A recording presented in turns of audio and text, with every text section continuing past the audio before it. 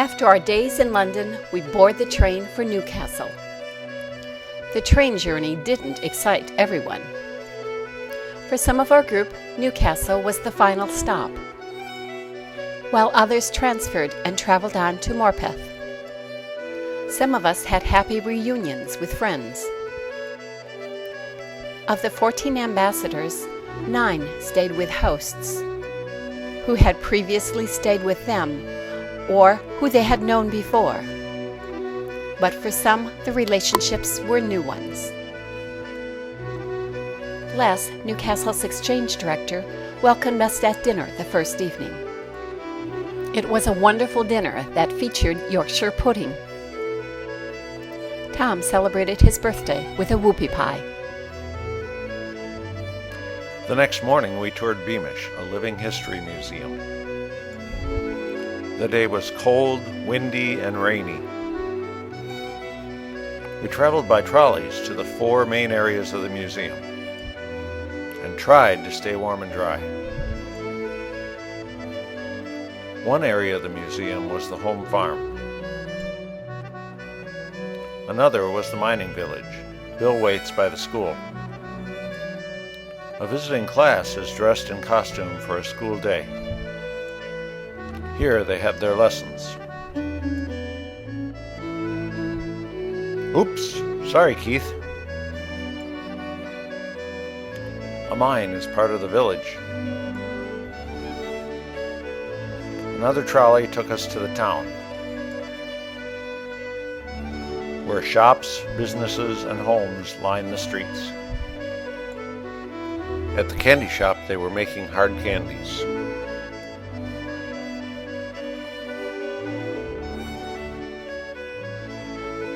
Here, a printer prints a newspaper. Joan, Frank, and Mary at the Georgian house.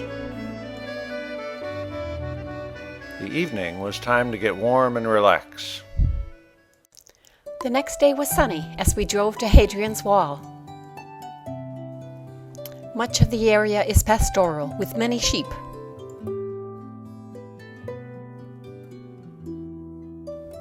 Roman Emperor Hadrian began the building of this defensive wall in 122 AD. It was 73 miles long, stretching across England. Mile castle fortlets were built along the way to house a couple dozen troops. Many of the stones have since been carried away for other building projects. Vindolanda was a large Roman fort. Archaeological digs are done each year by volunteers who pay to do it. A reconstructed Roman temple sits in the gardens.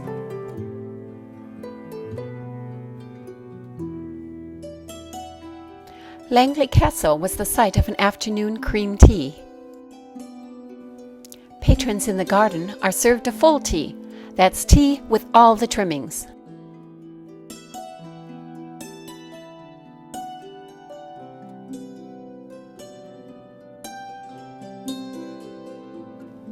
Audrey and Lynette find a quiet spot,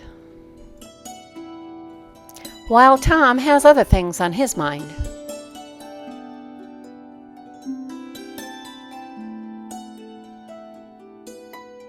Scones covered in cream and strawberries are served with tea.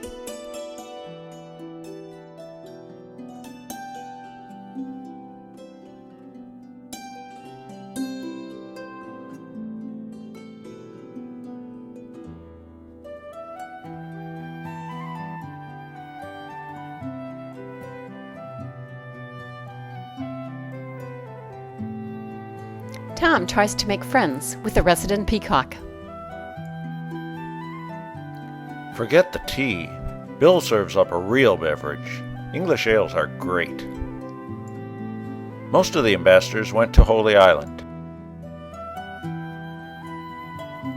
Travel to the island is across a causeway that floods during high tide.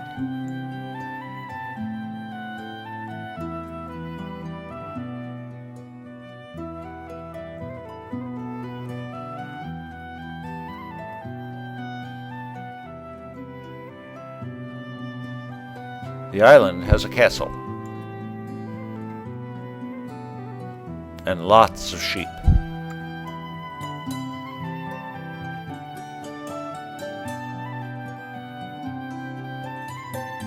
A small fishing village,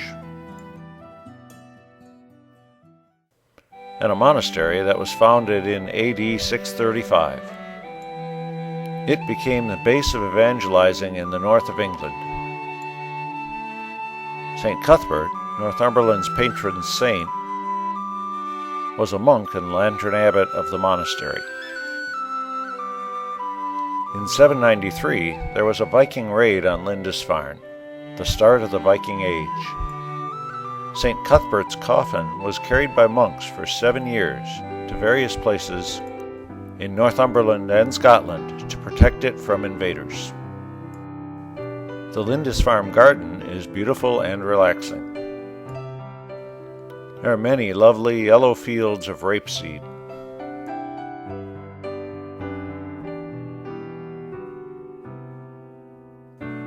This exchange was set up differently from most exchanges.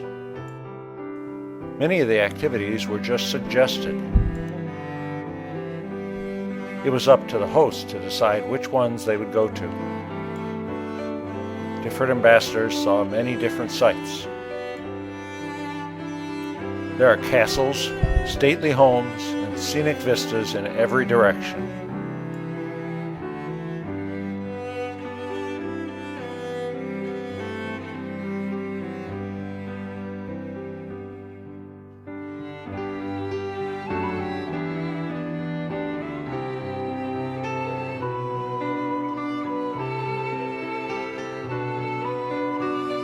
The Northumberland flag.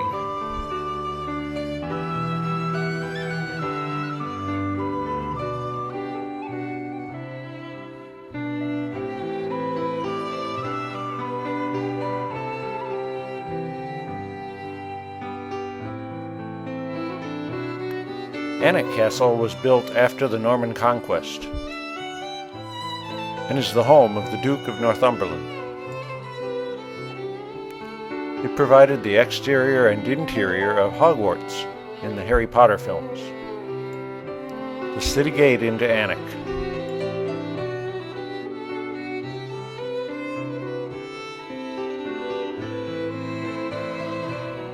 Craigside is a country house in Northumberland.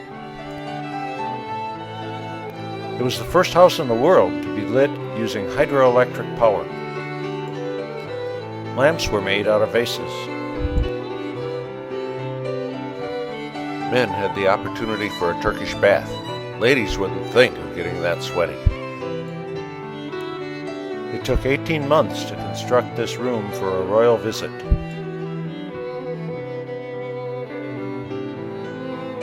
After some sunny days, the light rains fell again. The iron bridge at Craigside.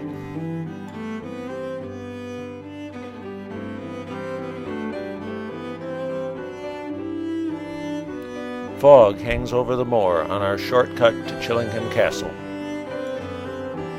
And the sheep watch us go by, wondering if we are lost. We even wondered if we were lost. Chillingham Castle is a rather ghostly structure. The castle's owner even uses a bat as his emblem. The castle has a dungeon and torture chamber. Addie should have been better behaved. Part of our group in the interior courtyard. The formal gardens were lovely.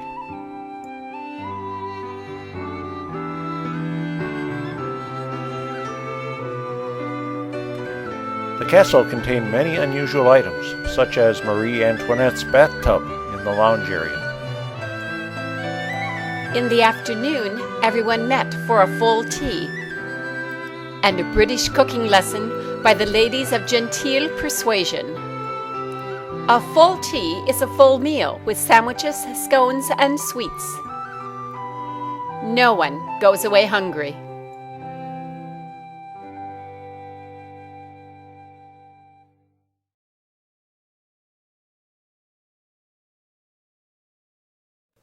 We also went for tea at the Lord Mayor's mansion in Newcastle.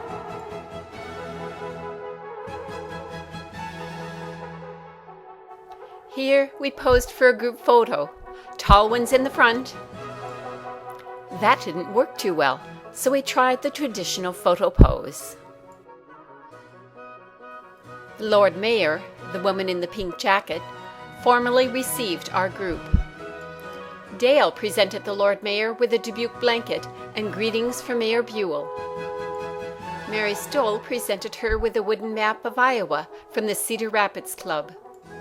In return, the Lord Mayor presented to us a Newcastle print.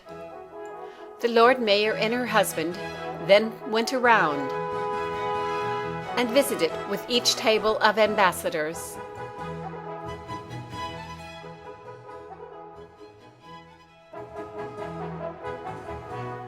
The mansion had an interesting, well-stocked library. After the mayor's reception, it was a subway to Newcastle Center.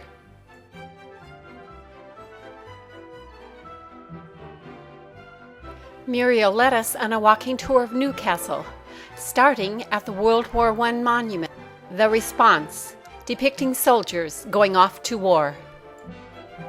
The Goldsmiths Building, where Rolex watches are sold. The Earl Grey Monument in the background, with a subway vent in the front. The earliest covered shopping center. A gypsy wagon where fortunes were told. The Cathedral of St. Nicholas. The castle for which the city was named. It was built in the latter part of the 12th century. The Guildhall was built in 1655. It was the center of town government and social life, where town meetings and gatherings were held. The tiles are the original medieval floor. Court was held here. Criminals were tried and convicted, while others waited in their cells for their trials. The private guild meeting room.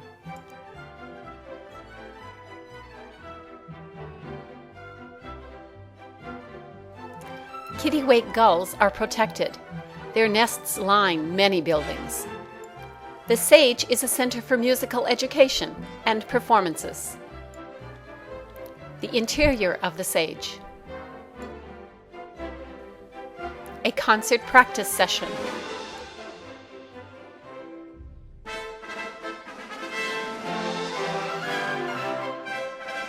This is the new pedestrian and cyclist bridge. It tilts to allow boats to pass under. The 6 other Newcastle bridges on the River Tyne. Taking our hosts out to dinner is an accepted French Forest tradition. Addie found the floor-to-ceiling bathroom windows a little intimidating. All too soon, it's time for our farewell banquet.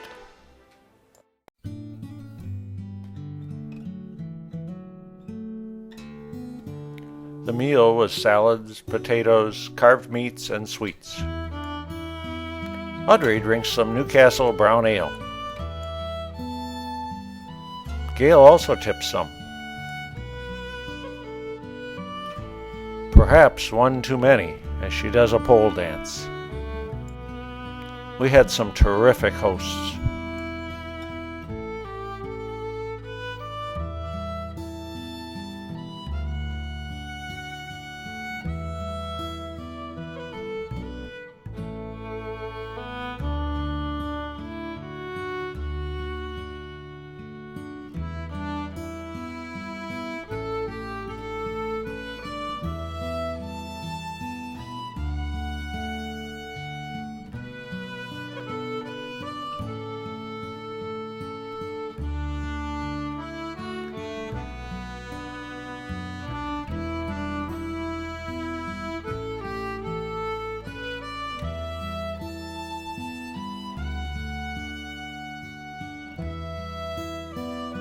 Les gives a final farewell. and Dale presents Muriel, the club president, with a photo book on Dubuque. After music and some dancing, the evening comes to a quiet end. The next day finds us once more at the train station, saying our final goodbyes before we leave for Edinburgh.